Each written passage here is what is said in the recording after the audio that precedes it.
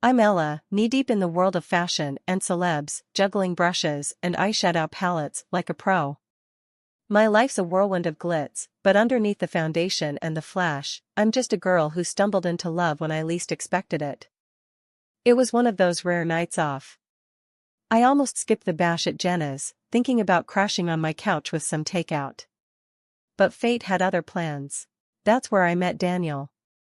He was no movie star, but man, did he have that charm. First thing he said to me? "Wow, do they serve drinks here, or do I gotta flirt with you to get one?" I laughed, despite myself. Try flirting, see where it gets you. And flirt we did, the whole night. Between the laughs and the banter, I felt like I'd known him forever. He wasn't in the biz, worked some tech job, but that night, none of it mattered. Fast forward through a whirlwind romance, and bam, we're hitched. The wedding was something out of a movie, thanks to my connections and his charm. Then came the house, a gift from my folks. "It's too much," I told them. "Nothing's too much for our little girl," my dad said, his arm around Mom, both of them beaming. Daniel was over the moon about the place. "Babe, this house, it's unreal. Look at that garden. And the terrace? Can't wait to chill there with a beer at sunset." The first few months flew by in a blur of happiness. Mornings on the terrace, evenings tangled up on the couch, it was like living in a dream. "I could get used to this," Daniel whispered one night, kissing my forehead. "Better not get too used to it. Remember, we gotta pay the bills too," I joked, nudging him playfully. "With you, babe, I'd live in a cardboard box. But this," he gestured around at our lavish living room, "this is a nice bonus." Our conversations were simple, filled with plans for the weekend, teasing each other, or deciding what masterpiece we'd attempt to cook up for dinner. "You know, I could get used to your terrible cooking," Daniel would say, dodging the dish towel I threw at him. "Terrible? You were begging for seconds last night," I'd retort, trying to keep a straight face. It was real, it was us. No pretense, no filters. Just Ella and Daniel against the world. Or so I thought. Life was rolling smooth until it wasn't. Daniel started missing dinners, his side of the bed cold when I'd crash late at night. "Work's a beast, babe," he'd text, the same excuse on repeat. One evening, I waited up, the clock ticking past midnight. The door creaked open, and there he was, looking like a mess. "Work again?" I asked, my voice sharper than I intended. "Yeah, you know how it is," he mumbled, avoiding my gaze. "No, I don't, Daniel. My friends get off work at decent hours. What's so special about yours?" He shrugged, a tired smile not reaching his eyes. "Just projects, babe. Big ones." I let it slide, not wanting to start a fight. But the seed of doubt? It was planted, watered by whispers and late nights. Then came the bomb. Jenna, always the gossip queen, cornered me at the gym. "Ella, girl, you didn't hear it from me, but Daniel's been cozying up to someone." I laughed it off. "Yeah, right. Daniel? He can't even flirt without tripping over his words." "Suit yourself. Just saying, eyes open." The words gnawed at me, festering into a confrontation one night. "So, who's she?" I spat, my patience worn thin. Daniel looked like I'd slapped him. "Who's who? What the hell, Ella? Don't play dumb. You're screwing around, aren't you?" His face turned red, anger and something else, guilt, flashing in his eyes. "I'm busting my ass at work for us, and this is what I get. Accusations? We both know you're lying. Just admit it." He slammed his fist on the table, making me jump. "Fine. You want the truth? I've been working late. No affair, no mystery woman. Just work." I wanted to believe him, God, I did. But the lies were there, hidden behind late returns and missed calls. We yelled, threw accusations like grenades, our love caught in the crossfire. "Maybe we rushed into this," I shouted, tears blurring my vision. "Maybe we did," he shot back, his voice cold. Silence hung between us, heavy and suffocating. Thoughts of divorce danced in my head, a bitter end to a sweet start. But love, it's a stubborn thing. We sought help, clutching at straws, desperate to save what was left. A family psychologist, Dr. Lisa, became our referee, calling out fouls and starting plays. "Why are you two here?" she asked, notepad ready. "We're fighting. A lot," I started, my voice small. Daniel chimed in. "I work late, and she thinks I'm having an affair." Dr. Lisa looked between us. "Is that all?" We nodded, the room heavy with unsaid words. "Okay, let's unpack this. Ella, why do you feel he's cheating?" "Because he's never home. And when he is, it's like he's not really here." "And Daniel, your side?" "I'm trying to provide for us." "But she doesn't see that. She only sees what she wants." The sessions were tough, each word a step through a minefield. But slowly, we started finding our way back to each other, learning to trust, to talk. It wasn't perfect, but it was a start. "Think we can make it?" I asked one night, our hands tentatively linked. Daniel squeezed my hand. "Yeah, babe. We're gonna make it." We were battered, maybe a little broken, but together. And at that moment, it felt like enough. After all the turmoil and heartache, I started believing that maybe, just maybe, a baby could bridge the gap between Daniel and me. It was a desperate thought, but hope has a way of blooming in desperate soil. However, getting pregnant turned out to be a journey of its own. Turns out, I had some issues on my end, a kind of cruel irony, given our situation. It took 6 long, grueling years of trying, hoping, and countless doctor's visits before I finally saw those 2 pink lines. I was over the moon, filled with a happiness so intense it was almost terrifying. This baby, our baby, was a symbol of hope, a testament to perseverance. I couldn't wait to tell Daniel, imagining his joy mirroring mine. But when I shared the news, his reaction was like a splash of cold water on my face. "Oh, that's great," he said, his voice flat, his smile forced. It was as if I'd told him the weather forecast, not that we were going to be parents. I couldn't hide my disappointment. "Great? You don't seem excited," I accused, feeling my own excitement dim. Daniel sighed, running a hand through his hair. "I am, Ella.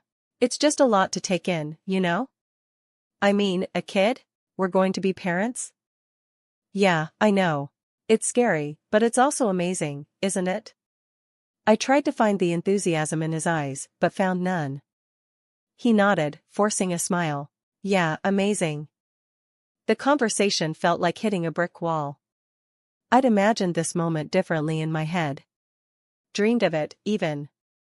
But reality has a funny way of knocking you down a peg or two. Despite the awkward start, I clung to the hope that a baby would bring us even closer, seal the cracks that had formed in our marriage. "We need to think about the future, Daniel. For our baby," I said, hoping to ignite some spark of excitement in him. He agreed, though his enthusiasm felt as forced as his smile. "Of course. We'll figure it out. We always do." As the weeks passed, my belly grew, but the distance between us remained. Daniel tried, I could see that. He'd come home earlier, ask about my appointments, and even painted the nursery without complaint. But something was off. It was like he was going through the motions, doing what he thought was expected of him, not what he wanted. And then our miracle was born, and I was not up to it. Life with a newborn should have been about diaper changes, midnight feedings, and those quiet moments of wonder watching your baby sleep. Instead, it felt like I was living with a ghost. The whole cycle started again, like a bad rerun of a show you hated but couldn't stop watching. Daniel turned back into the man I feared would reappear. His promises to change, to be present, felt like empty words, vanishing into thin air the moment they were spoken. Late nights at work became his new norm, each excuse more elaborate than the last. First, once a week, then almost every day. "Work's crazy, babe. You know how it is," he'd say, his voice a rehearsed tape I'd played too many times in my head. One night, as I rocked our son to sleep, I heard the front door creak open. It was late, way past when normal people finish work. I waited for Daniel to come upstairs, to sneak a peek at his sleeping son or even attempt a whispered apology for missing yet another bedtime. But there was nothing. Just the soft snuffle of our baby and the distant sound of the TV flicking on downstairs. I couldn't stand it. Wrapping our son a little tighter in his blanket, I made my way downstairs, ready for a confrontation. I found Daniel sprawled on the couch, eyes glued to some late-night show. "Really, Daniel? Another late night? This is becoming a habit," I said, trying to keep my voice steady, not wanting to wake the baby. He glanced at me, irritation flickering across his face. "What do you want me to say, Ella? That I'm out partying? I'm working, for God's sake." "Working? Or avoiding us?" The words spilled out, bitter and sharp. Daniel stood up, his expression hard. "You think I don't want to be here? With my son?" There was a challenge in his voice, but it didn't reach his eyes. "I don't know what to think anymore, Daniel. You're never here. And when you are, you're not really with us." My voice broke, a mix of anger and desperation. He sighed, running a hand through his hair. "I'm trying, Ella. You think I don't know I'm screwing up? But what do you want from me?" "I want you to be a father, to be present. Not just a guest in your own home." I was shouting now, the frustration of the past weeks, months, boiling over. Daniel looked away, the fight going out of him. "I'm sorry. I'll try harder, I promise." Promises. We'd had plenty of those. Yet, as I looked into his face, searching for something, anything, to cling to, I realized I wanted to believe him. For our son, for us, I had to believe him. "Okay," I whispered, more to myself than to him. "But we can't keep going like this. We need to make some changes." 2 more months have passed, and Daniel's work has not gone away. His promises to change, to be present, felt like empty words, vanishing into thin air the moment they were spoken. Late nights at work became his new norm, each excuse more elaborate than the last.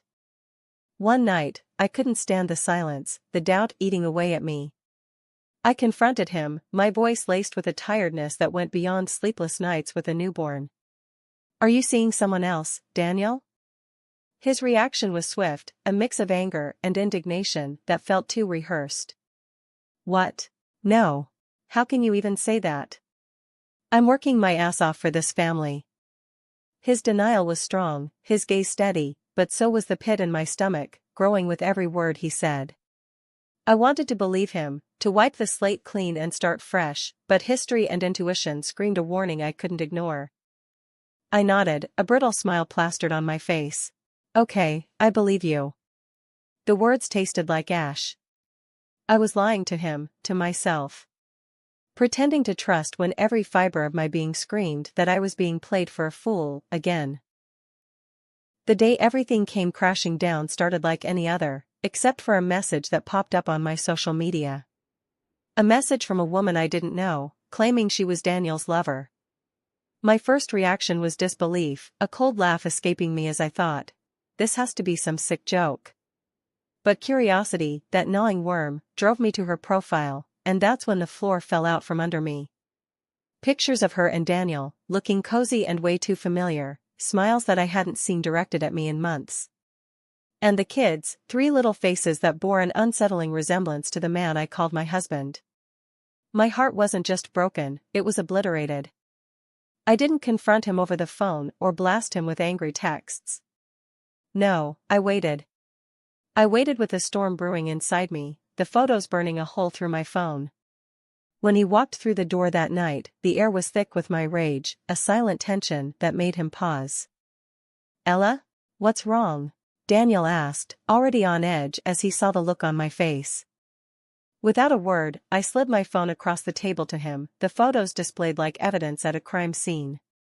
His face went white, his eyes flicking between the screen and me, searching for an explanation where there was none. "Ella, I can explain," he started, the words choking in his throat as he tried to piece together a defense out of lies. "Explain? Explain what, Daniel? How you have another family?" How you lied to us every day. My voice was sharp, a blade honed by betrayal.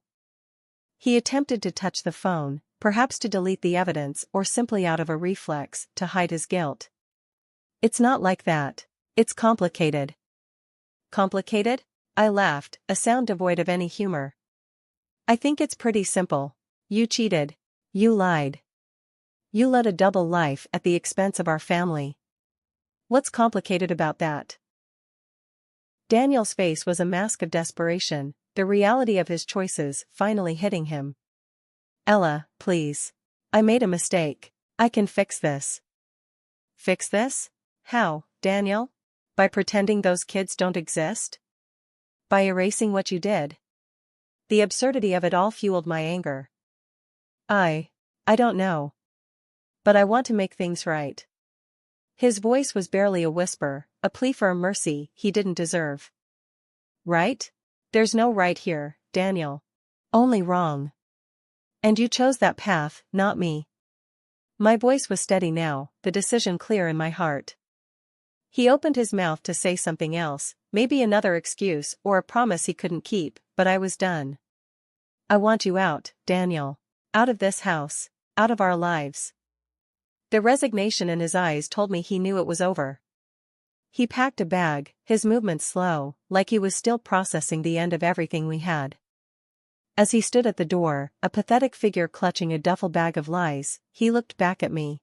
Ella, just go. My interruption was final, the closing of a book I never wanted to read again. And with that, he left, the silence of the house a heavy blanket around me. It was over, the end of a chapter one never saw coming. But in that moment, I knew it was just the beginning of something else for me. A few days later, there was a pounding at the door, so fierce it made me jump. I barely had time to react before she barged in, the woman from the photos, with Daniel cowering behind her like a child caught stealing candy. She wasted no time, strutting through my home like she owned the place, eyeing every room with a calculating gaze. Daniel wouldn't meet my eye, his shame a tangible thing that filled the room even more than his mistress's arrogance. Finally, she turned to me, her eyes cold. You need to leave. Take your kid and go. A tiny apartment should be enough for the two of you. I stared at her, disbelief and anger warring inside me. Excuse me? She crossed her arms, smirking. You heard me. I have 3 kids with him. We need this house more than you do. I glanced at Daniel, expecting him to say something, anything. But he remained silent, a spectator in his own life's destruction. And you'll be leaving by next week, she added, as if announcing a change in the weather, not uprooting my entire life. As they left, Daniel not daring to say a word, the absurdity and audacity of the situation sank in. The woman who helped break my marriage now wanted to take my home, too. It was surreal, like a bad dream I couldn't wake up from. A week had dragged by, and as promised, the doorbell rang with an urgency that only someone deluded enough to think they owned the place would have. Opening the door, I found them, the unlikely duo, Daniel's mistress, oozing false confidence, and Daniel, looking like a man who'd lost at his own game. You're still here? The mistress spat out, her eyes darting around, taking in the unchanged scene within. Why wouldn't I be? It's my house. I shot back, leaning against the doorway, finding strength in my stance. Her eyes flickered to Daniel, seeking some kind of affirmation. He, with a shrug that carried the weight of his lies, managed to mumble. We bought this house together after the wedding. It's as much mine as it is yours. I couldn't help but laugh. It was either that or scream. Bought? My parents gifted this house to me. Your name's nowhere on it. It's mine, always has been. The shock on his face was almost comical. The mistress, too, looked as if I'd slapped her with the truth. But, the house? No buts. It's mine. And him.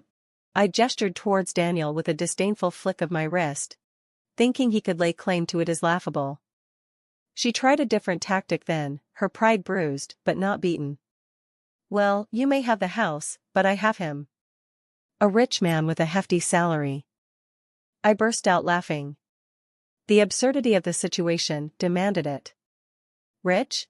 Hefty salary? He's been playing you. He's a clerk, always has been. There's no welfare. She turned to Daniel, her face a mask of disbelief and anger. Is this true? Daniel, the color draining from his face, nodded, his earlier bravado evaporating into thin air. I might have exaggerated a bit about my job. A bit? The fury in her voice was a clear warning signal. She turned her wrath towards me, as if I were the one who'd lied to her. Without another word, she stormed off, Daniel trailing behind her like a lost puppy, his shoulders slumped in defeat. 2 weeks after I kicked Daniel out and stood my ground against his mistress's absurd claim to my house, I took the next logical step. I filed for divorce. It was time to officially sever the ties that bound me to a man who'd become a stranger, a source of betrayal and pain. I wanted freedom, a clean slate for me and my son.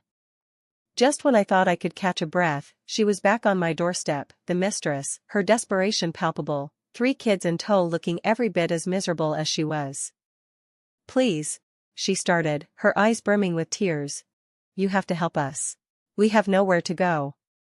This house, it's all they have. I stared at her, incredulous. Was she serious? After everything, she had the gall to show up here, demanding my home? The audacity, I muttered under my breath. Listen, and listen good. This house is mine. You and Daniel made your bed. Now, lie in it. Somewhere else. Her tears quickly evaporated, replaced by a scorching anger. How can you be so heartless? Look at them. She pushed the kids forward, their tears starting on cue. I sighed, my heart heavy for the kids, but my resolve steel. This isn't my doing. It's yours. It's his. You need to leave. Now. When she didn't budge, just stood there screaming accusations and curses, I had no choice. I called the police. The situation was beyond ridiculous, beyond sad. It was a circus, and I was done being a spectator. The officers arrived swiftly, their presence a relief. They tried to reason with her, but she was beyond reason, her tirade against me escalating. Eventually, they escorted her and the children away. The sight of them being led from my doorstep was both a relief and a pang in my heart. Those kids deserved better. Just when I thought I had started to turn the page, Daniel showed up again, knocking on my door with a look that was half regret, half desperation. I opened the door, not surprised but disappointed to see him standing there, a bag in his hand, his eyes pleading. Ella, I messed up. I know that. But I've left her, left all that behind. I want to come back, for you, for our son. Can you forgive me? His voice was shaky, his usual confidence nowhere to be seen. I stared at him, disbelief and anger swirling inside me. After everything, he thought he could just waltz back in? Forgive you? My voice was low, laced with venom. After you lied, cheated, and broke our family? You think you can just drop them and everything's fine? He shifted uncomfortably, his eyes not meeting mine. I know I don't deserve it, but I want to make things right. Make things right? I laughed, harsh and cold. You're beyond making things right, Daniel. You made your choice. Now, live with it. His face fell, and for a moment, I almost felt sorry for him. Almost. Ella, please. No. It's too late for pleases and sorries. You need to leave. Now. My voice was firm, brooking no argument. He looked at me, the realization finally dawning on him that there was no going back, no forgiveness to be had. With a heavy sigh, he turned and walked away, his shoulders slumped in defeat. As he disappeared from view, a part of me felt lighter. It was finally over. I was free from the web of lies and betrayal Daniel had spun around us. In the weeks that followed, I heard through the grapevine that Daniel and his mistress were crammed into a small apartment, their lives a constant battle, a far cry from the illusions he'd tried to sell to both of us. It was a fitting end, I thought, to a tale of deceit. As for me, I focused on my son, on rebuilding our lives without the shadow of Daniel hanging over us. We were moving on, stepping into a future that was uncertain but ours to shape. The road ahead was long, but for the first time in a long time, I felt hopeful. We had survived the storm, and now, it was time to enjoy the calm,